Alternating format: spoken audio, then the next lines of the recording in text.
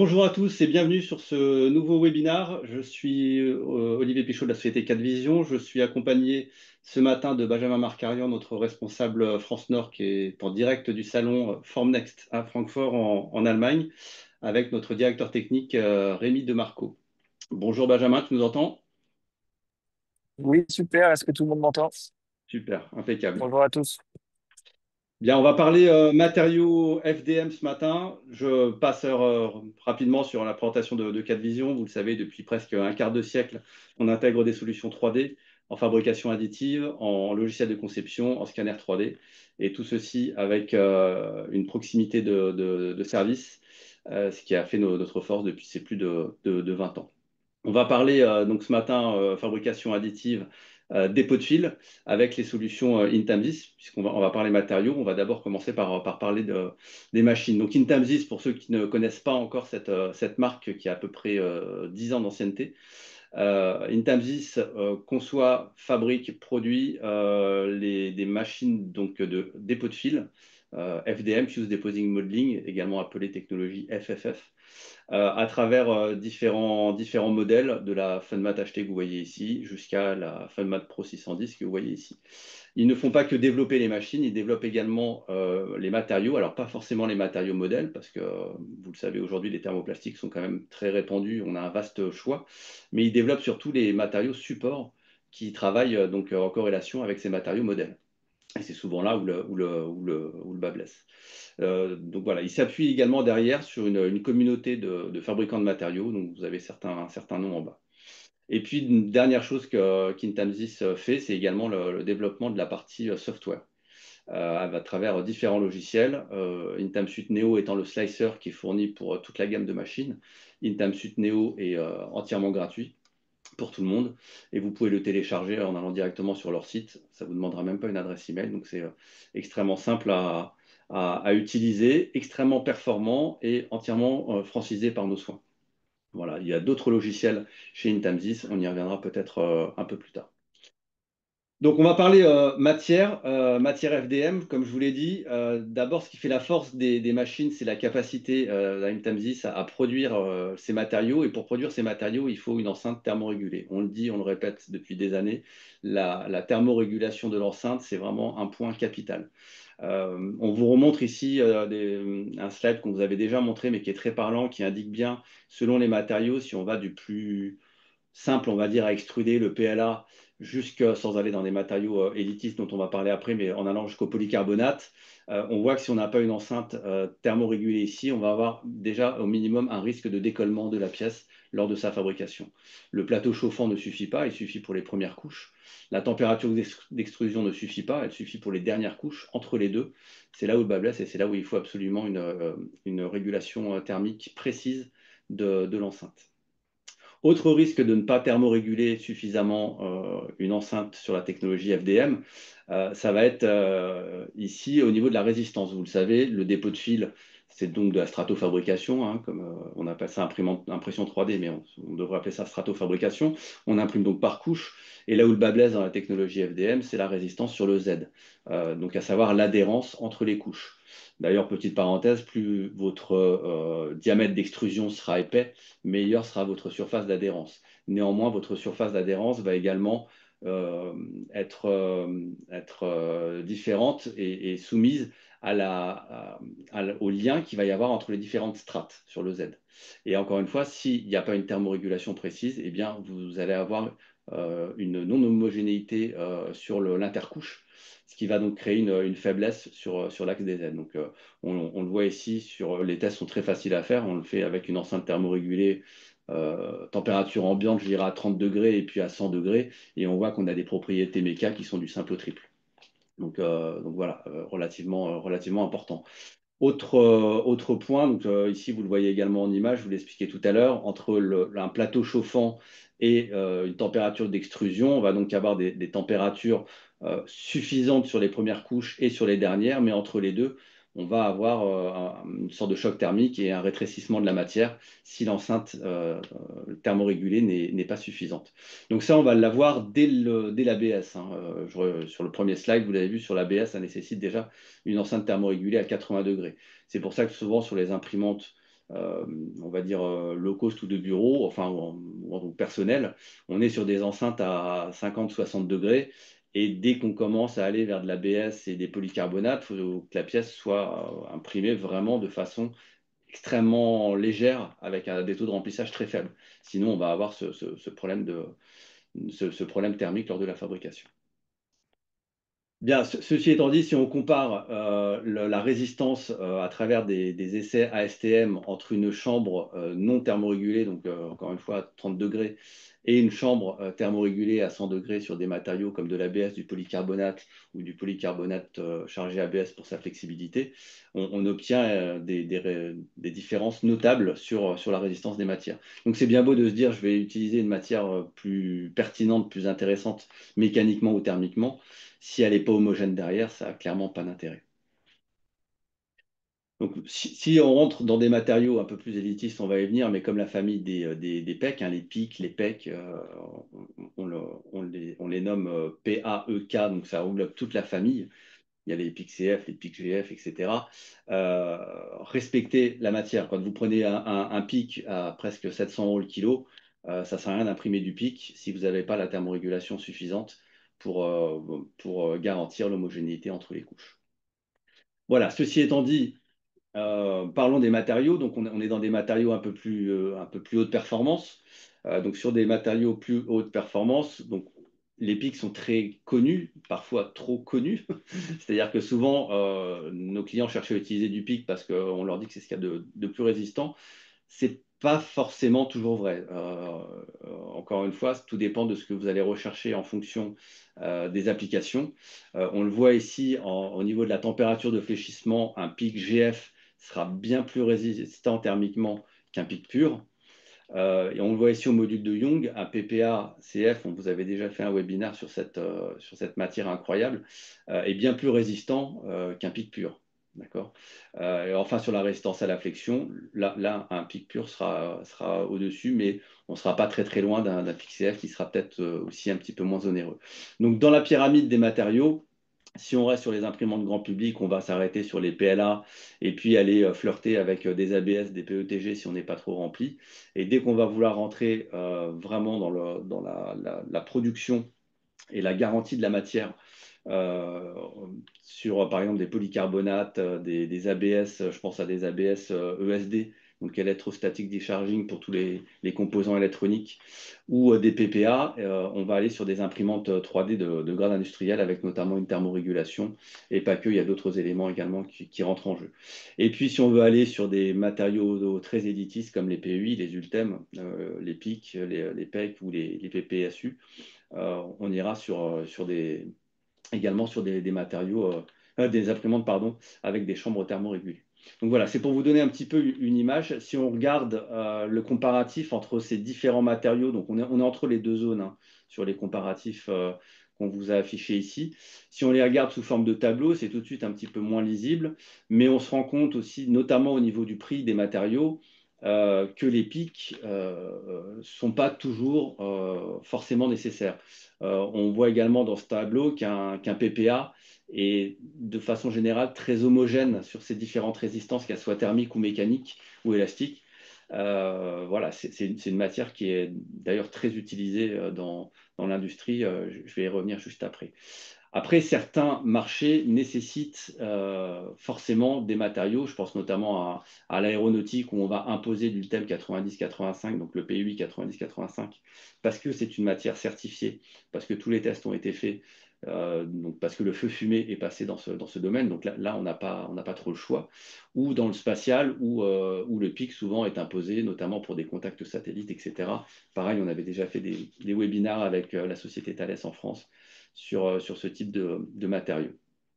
Mais le PPA, PPA et PPS, on va en parler également après, puisque Benjamin vous montrera également des exemples, sont vraiment des matériaux qui ont un rapport qualité-prix relativement intéressant et chargés en fibre de verre. Alors, chargé en carbone, ça existe un peu partout, mais chargé en fibre de verre, un peu moins, parce que c'est un petit peu plus compliqué à extruder.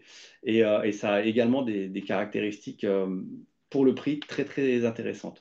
Ce PPA, par exemple, ça fait donc à peu près 2 ans qu'on vous en parle, et aujourd'hui, chez nos clients, il remplace énormément d'outillages historiquement usinés en aluminium. Pourquoi l'aluminium? Parce que c'est pas trop onéreux à usiner. Mais le PPA, bah, lui, sera encore moins onéreux, notamment avec son prix au kilo, à 130 euros le kilo. Voilà, on arrive à faire des pièces beaucoup plus vite, beaucoup plus rapidement qu'avec un usinage, bien évidemment, et puis surtout beaucoup, beaucoup moins cher. Quelques exemples. Ici, un exemple en PPA chargé fibre de verre, justement, où on est sur un gabarit de soudage, donc on est sur une pièce qui est relativement contrainte, enfin soumise thermiquement lors des opérations. Voilà, on est sur des temps d'impression ici avec des bus de 0,6 pour justement avoir une pièce très résistante et grâce à la thermorégulation, avoir une très bonne adhérence intercouche sur le PPA GF. Donc ici sur un exemple client. Autre exemple client, je vais passer très vite sur les exemples clients, on va se garder du temps avec Benjamin en direct du salon. Mais autre exemple client ici chez Volvo, pareil, on avait fait un webinaire avec eux. Volvo utilise la 410 et produit énormément d'outillage et même des pièces dans les compartiments moteurs. Donc on est sur la partie camion, hein, Volvo Renault Truck. Donc voilà, beaucoup de pièces sollicitées mécaniquement, en vibratoire et puis bien évidemment en thermique. Autre exemple ici, avec la société TI à Toulouse, avec des exemples, enfin avec des matériaux parfois plus simples, hein, comme ici des PLA, parce qu'ils sont suffisants. TI utilise une Funmat HT et une Funmat 310 Neo. Donc ici, on a des pièces en PLA pour, voilà, ici un convoyeur de pièces fait en plusieurs parties et puis collé. Ici, il y a également une pièce de maintien. Et puis ici, sur la même machine, c'est l'intérêt d'avoir des machines industrielles et professionnelles, c'est de pouvoir switcher du PLA à une matière un peu plus touchy, je dirais, à produire comme un ABS ESD. Donc ici, avec un plateau de support pour des pièces électroniques. Bon, encore une fois, Benjamin vous montrera d'autres exemples. Enfin, dernier exemple, on avait fait un webinaire avant les grandes vacances avec la société Garden Reclaimer, société franco-française qu'on connaît bien, puisque faisant partie de Cadvision. Donc ici, utilisation du PPA-CF, on est sur... alors là, vous voyez une pièce, mais il y a plusieurs pièces qui comportent ce réacteur qui permet de capturer le CO2 ambiant pour le concentrer. Donc on est sur des réacteurs qui chauffent énormément, on est sur des hautes températures, on a des passages d'air à 250 degrés. Ici, c'est la base du réacteur, donc avec tous les flux d'air qui vont passer ici à l'intérieur. Une pièce qui n'est pas fabricable en une seule fois, autrement qu'en fabrication additive ici, puisqu'on va avoir ici toute la partie cartérisation du réacteur qui va partir de cette pièce. Donc encore une fois, il y a d'autres pièces dans les réacteurs. On ne peut pas tout montrer, même si la majorité des choses ont été brevetées. Mais voilà, énormément de pièces très sollicitées thermiquement, très sollicitées également au niveau de l'environnement extérieur, très sollicitées au niveau de l'humidité, où le PPA match vraiment très très bien et son rapport qualité-prix donne totale satisfaction puisqu'on produit ces pièces en série avec 4 310 Neo. Voilà, aujourd'hui, les volumes permettent de tout produire directement en fabrication additive. Il faut savoir que 99,5% des pièces sont toutes d'origine France, mis à part les ventilateurs, puisqu'on n'a plus de fabricants de ventilateurs en France. Donc voilà, vraiment, on s'inscrit sur le côté société franco-française et produit 100% français. Et donc voilà, le PPA, on utilise le PPA, on utilise l'ASA, on utilise différents matériaux et bientôt du bicomposant sur ces réacteurs qui, oui, je vais peut-être oublié de vous le dire, ces réacteurs qui permettent donc de capturer et de concentrer le CO2 dans la lutte contre les moustiques, puisqu'on est sur des systèmes qui permettent de capturer les moustiques, même si c'est plus trop la saison depuis une semaine. Donc, les différentes solutions pour mettre en œuvre ces matériaux avant de laisser la parole à Benjamin. La 310 Neo, donc la 310 Neo qui est la machine aujourd'hui la plus rapide sur le marché. Il n'y a pas une machine toute gamme de prix confondue, qui soit aussi rapide que la 310 Neo. Alors pourquoi elle est extrêmement rapide? Parce qu'elle a tous les servomoteurs, les courroies et tout le mécanisme qui va bien, mais surtout parce que comme Intansys développe ses propres matériaux, on utilise des ABS HS, donc high speed, qui sont d'ailleurs disponibles, Benjamin y reviendra, mais en plusieurs coloris depuis quelques semaines. Et puis, Intamsys travaille énormément sur la vitesse des différents matériaux, également sur les PPA notamment, puisqu'on a parlé du PPA. Donc voilà, c'est vraiment la plus rapide parce que le travail est fait au niveau du matériel, mais également, encore une fois, des matériaux. Voilà, plein de qualités à cette machine qui récupère toute la dernière R&D de la société Intamsys. Je pense aux têtes IDEX, donc qui permettent d'être indépendantes et donc de produire deux pièces le temps d'une seule, si on est sur de la monomatière, ou bien de faire de la bimatière, du bicomposant si les matériaux matchent bien ensemble, ou bien de faire matière modèle, matière support. La boîte de distribution de matériaux qui ne nécessite pas d'alimentation électrique grâce au brevet du tamis moléculaire qui permet de se préserver de l'humidité sur les matériaux. Voilà, plein de technologies dans cette machine industrielle d'entrée de gamme. Encore une fois, on est sur une machine à moins de 10 000 euros et là, vous allez pouvoir faire énormément de matériaux. C'est la règle des 80-20, 80% des matériaux pour 20% du prix. Sa grande sœur, machine au-dessus, la 410 génération 2, donc, a pas mal évolué, qui récupère beaucoup d'évolutions de la 310. On est sur du plus grand format, on est sur une tête à refroidissement liquide, on est sur du double alimentation matière modèle, matière support intégrée. Voilà, on passe à un step supplémentaire dans la production de pièces jusqu'à la 610, la machine de tous les superlatifs, la 610 HT qui, grâce à sa chambre précisément thermorégulée à 300 degrés, nous permet de traiter tous les matériaux extrêmement exigeants, voire même de faire le recuit directement après production. Donc c'est une machine qu'on va retrouver dans différents secteurs comme l'aéronautique, le spatial, les pièces automobiles très sollicitées.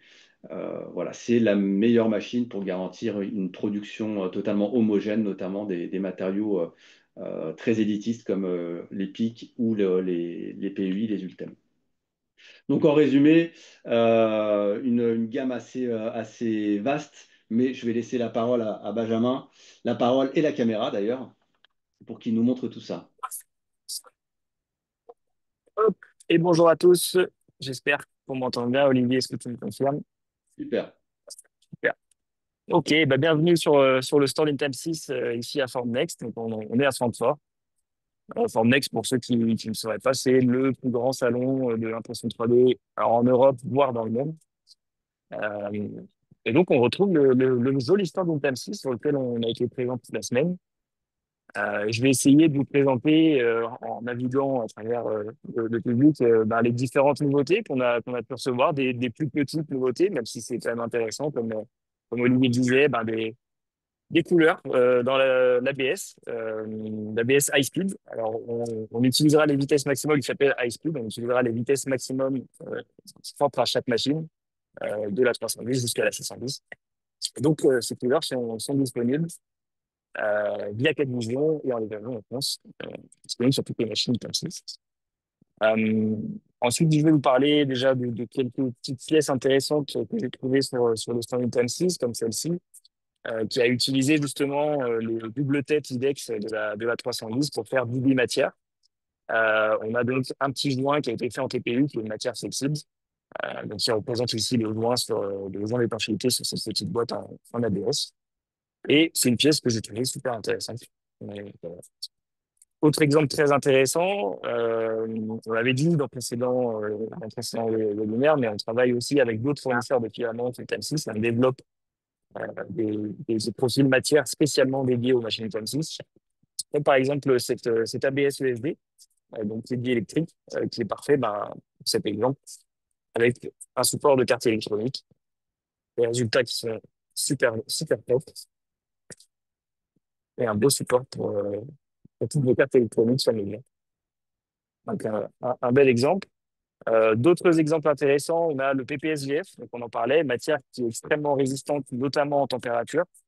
Alors, le fait qu'elle soit GF ou CF, ça va dépendre un peu de chaque cas d'utilisation, hein. Le GF a plus des propriétés électriques, le CF a plus des propriétés mécaniques. Mais voilà, le PPS est une matière très intéressante et qui vient un peu se frotter au PPA dont on parle depuis maintenant plusieurs mois. Et puis, bien sûr, bah, les matières qui font le reconnu de Metal6, comme bah, le PIC, le PEX, bon, ici c'est un Litrex, mais c'est un PIC, voilà, des matières qui sont imprimables. Aujourd'hui, uniquement sur la 410 et sur la 610. Euh, mais voilà, des matières qui ont fait le renommée de Metal6 et c'est pour ça aussi qu'elles sont connues, hein, la qualité de leurs pièces en PIC est quand même assez impressionnante, surtout dans les gammes de prix dans lesquelles les machines se trouvent. J'avance un petit peu sur le stand. On a un joli mur de matériaux. Donc, tout ça, ce sont les matériaux qui ont été développés par NTM6, les matériaux qui continuent à s'agrandir d'ailleurs de mois en mois. Malheureusement, je ne pourrais pas m'approcher plus près. Mais voilà, on a quelques nouveautés, le PPS dont je parlais. Euh, on a aussi des pièces intéressantes par ici, avec encore beaucoup de clics, hein. C'est vraiment ce qui a fait la renommée de NTM6. Alors, aujourd'hui, rare sur les clients qui utilisent le PIC, mais c'est ça qui a fait la renommée d'Intel 6. Et puis, ben, suite à ça, ils ont pu développer plein d'autres matières, ben, typiquement comme le PPA dont on parlait, qui peut très souvent remplacer le PIC, sauf cas c'est exceptionnel. Euh, enfin voilà, donc ça c'était pour les petites nouveautés matières. Ensuite, on a une grosse nouveauté sur Formnext aujourd'hui, enfin, cette semaine qui a été annoncée, dont nous, on parlera un peu plus tard, probablement en début d'année 2026, mais c'est une nouvelle machine, alors même si elle ressemble beaucoup à la 310 Neo, c'est une nouvelle machine, elle s'appelle la 310 Apollo. Donc différents châssis, nouvelles caractéristiques, plus de température, plus de rapidité. On voit ici la grosse box qui change aussi beaucoup.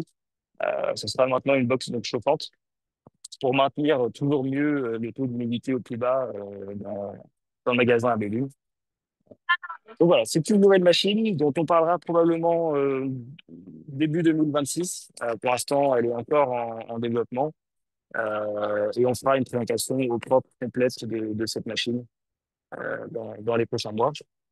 Et voilà, il y a beaucoup de nouveautés, beaucoup de travail en recherche et développement sur une 6 et on est très content de voir ces évolutions qui arrivent. Et on a entendu, alors malheureusement, on peut pas en dire beaucoup plus, mais il y a d'autres nouveautés qui vont arriver en 2026 sur une 6 et on pense que ça va vraiment faire du bien à ce marché qui a un peu de mal à bouger en ce moment. Donc voilà, plus classique, mais on la connaît maintenant très bien, c'est la 610 qui est ici. J'aurais bien aimé vous l'ouvrir, mais malheureusement, comme vous le voyez, on a un petit peu de monde dedans. Bon, bah, la 610, voilà. Elle n'a pas besoin d'évolution, elle est déjà parfaite. Elle bougera pas. Elle est ici et c'est une super machine pour faire de la production, des matières, de température. Euh, c'est une super machine. Et on passe maintenant sur la fin du stand du top 6. Camille, ici, bon, bah, l'exemple est très parlant, je trouve, parce qu'on a de plus en plus de clients qui achètent des petites 310 par lot de 3, 4, 5, 6 pour en fait faire de la production de petites pièces, hein. C'est des machines qui sont tellement productives qu'aujourd'hui, on arrive presque à remplacer des petites chaînes d'injection, ce genre de choses en termes de volume de production, avec 3 ou 4 machines à la suite, comme on le voit ici. Bon, bah, notamment grâce aux fonctions des têtes index, hein, qui permettent soit de faire de la production matière support assez classiquement, mais aussi faire de l'impression miroir, donc imprimer 2 fois plus vite de chaque côté du plateau.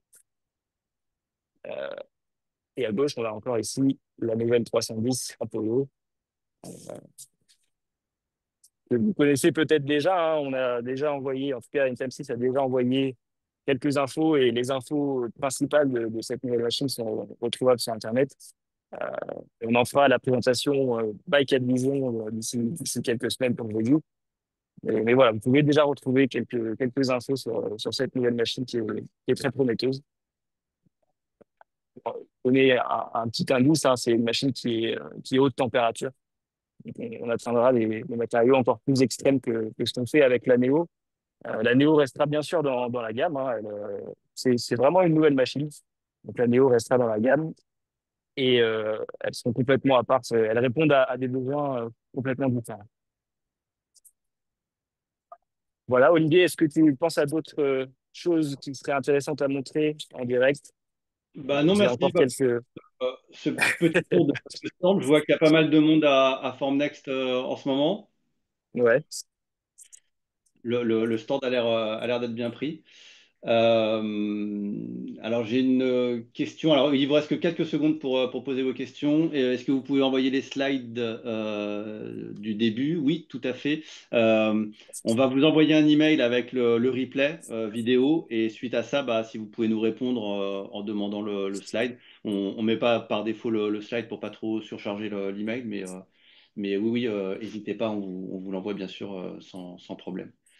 Voilà, donc vous avez vu la gamme des machines actuelles et le début du futur. Le Funmat acheté, oui, qu'on n'a pas vu, mais qui est vraiment, vraiment l'entrée de gamme. La 310 Neo, donc la machine la plus vendue actuellement, avec toutes ses capacités, on en a parlé, la 410 et l'indétrônable 610, voilà, que vous avez pu voir sur le salon. Allez, on avait dit 30 minutes, il reste 4 minutes si vous avez des questions. Sinon, on vous enverra donc encore une fois la vidéo, le replay. J'en profite pour vous rappeler que sur notre chaîne YouTube 4Vision France, vous avez les replays des précédents webinars, que ce soit sur la 310 Neo, sur le PPA, sur le témoignage de Thales, sur le témoignage du CNES à Toulouse. Voilà, il y a pas mal de vidéos qui ont été documentées. Benjamin est toujours en train de faire le tour. On voit des pièces en Ultem ici, je crois. Oui, tout à fait. Ouais, donc, Donc, je n'ai pas pu montrer tout à l'heure. Les belles pièces en week-end qui ont été faites sur la 610. ouais. Donc l'Ultem, encore une fois, très utilisé dans l'aéro, parce que seul thermoplastique accrédité, l'UTM 90-85. Ici, on voit de l'ABS ESD de chez Kimia. Alors, Kimia, vous avez peut-être vu avant les grandes vacances que Kimia avait été racheté. Donc, Kimia a repris son activité. On travaille énormément avec eux, notamment avec cet ABS ESD. La force également des machines Intamsys, c'est de proposer des matériaux prêts à être utilisés en click and print, je dirais, et même des matériaux qui ne sont pas des matériaux Intamsys comme cet ABS ESD de chez Kimia. Sur les matériaux qui sont relativement demandés dans le domaine de l'industrie, on développe les paramètres matière directement pour nos clients. Parce que, on ne l'a pas dit, mais enfin, on l'avait déjà dit plein de fois, toutes les solutions Intamsys sont entièrement ouvertes, donc que ce soit au niveau logiciel, matériel, mais évidemment au niveau des matériaux. Donc vous pouvez utiliser n'importe quelle matière sur les machines Intamsys.